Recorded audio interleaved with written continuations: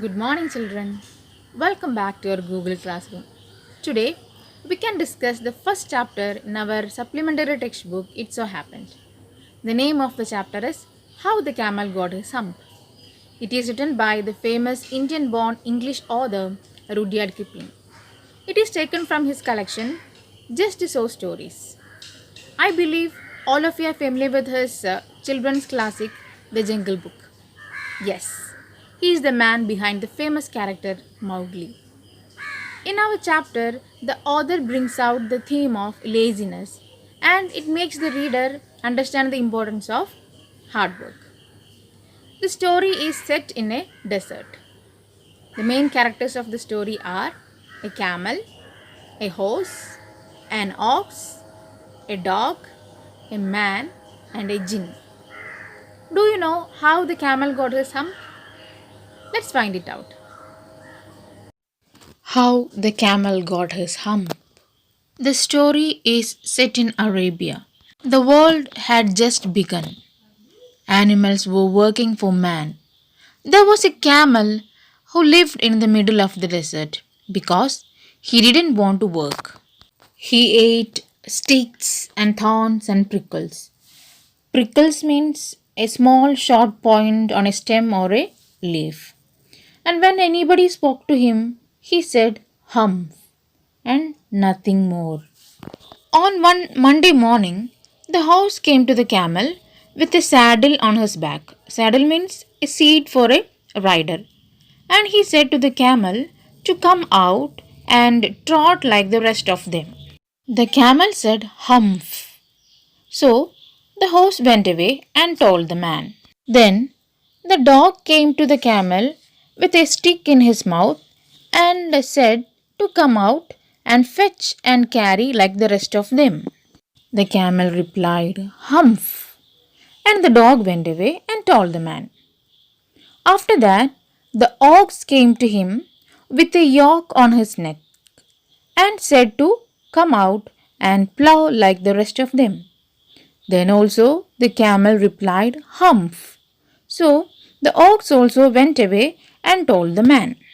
At the end of the day, the man called the horse, the ox, and the dog together and said, I'm sorry for you, but the camel can't work, so you must work double time to compensate the loss of work. They became angry and went to the jinn who was in charge of all deserts to solve the problem. They said, there is a thing in the middle of the desert who doesn't work and only says humph. The jinn said that it is his camel. He told them he will manage the problem within a minute. The jinn went to the middle of the desert and found the camel looking at his own reflection in a pool of water. He tried to convince the camel for work, but the camel replied with the same manner, humph only. The jinn tried again and again, but his only response was humph. Then the jinn converted the camel's back that he was so proud of into a big hump. Till that time, there was no hump on his back. Then the jinn said to the camel, you have not worked since Monday, and now it's Thursday. You will have to work for 3 extra days. This time, his response was not humph. He asked in distress to the jinn, how can he work with the hump on his back? The jinn replied that the hump has a purpose. It is all because you did not work for 3 days.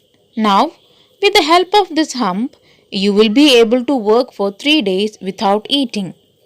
Then the camel went away to join with the three animals, and from that day onwards, he always wears a hump.